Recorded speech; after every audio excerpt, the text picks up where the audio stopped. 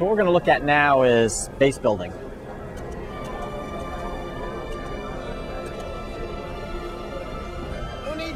So base building in Battle for Middle-earth 2 is a very different experience than what you had in the first game.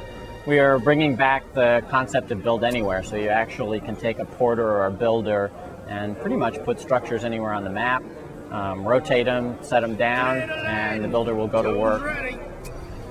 Build it quick! We got work to do! We'll continue to make some production buildings back here. So the side that we are building structures for is Men of the West. And Men of the West is basically, we've taken Gondor and Rohan from the original Battle for Middle-earth and combined them into a new side. Since Rohan was pretty much cavalry and heroes, what we've done is add the cavalry and heroes to Gondor. So Men of the West is one of 6 factions in Battle for Middle-earth 2. We have lots of additional factions that we're adding for the sequel, including goblins for the evil side, which is really all about cool monsters. And then we have the elven and dwarven factions on the good side. So this central building that I am upgrading here is something that we call the Fortress. In Command & Conquer Generals, this would have been your command center.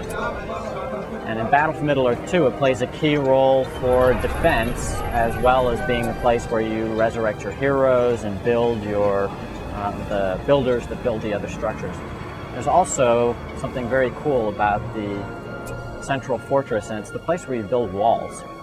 So our wall building system is very powerful, very easy to use at the same time. So just click on a wall hub, and then right-click where you want your wall segments built, and there you go. Incredibly easy.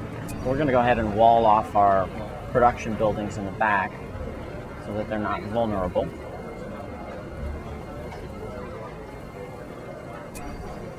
All of the button art here is placeholder, so we are still early in development. But we're certainly far enough along that we can give gamers an idea of what it's going to be like to build out your base.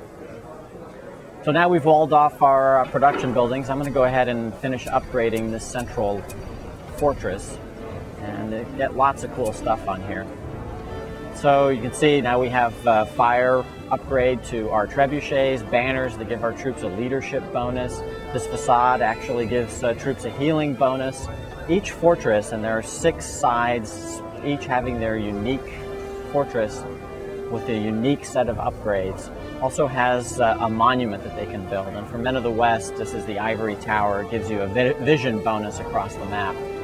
We also have boiling oil, which you can pour down on attacking troops, big flaming sheets of boiling oil that should deter anyone who's trying to attack your base. Building additional wall segments is as easy as clicking on a wall hub, and then you can just continue extending out your walls. And we're going to go ahead and wall off another section in front of the base here, and then I'll show you what you can do with your walls. So every wall segment is actually customizable. You can build arrow towers, gates, postern gates, trebuchet towers, and again, for the other sides, you would have upgrades that are very unique to those sides. So you can, with very little effort, trick out your base in a major way. And obviously, base building for this product is very different than it was in the first game. So we've added a couple of arrow towers for defense, a gate so our troops can go in and out, and we are starting to develop quite a castle. These are kind of your own custom landmark castle of Middle-earth. So we'll take a little tour of the world here, and I will show you what somebody with a little more time might make with Men of the West base building. So here is like a gauntlet of death down the middle. The player has taken 3 of these customizable fortresses, linked them up with walls and turrets, put their production buildings in the back along with a bunch of troops, and what you have is the ultimate turtle base if you're an RTS player. So this would be pretty intimidating to lay siege to. We felt the siege component of the first game was really cool, so we wanted to make sure that we kept siege alive and well, but made it very much about the the player creating their own castle rather than pre-configuring the castles. Here's another base. This is a player who has leveraged a natural terrain feature, which is a river, to build himself the ultimate compact, well-defended fortress that completely leverages existing terrain.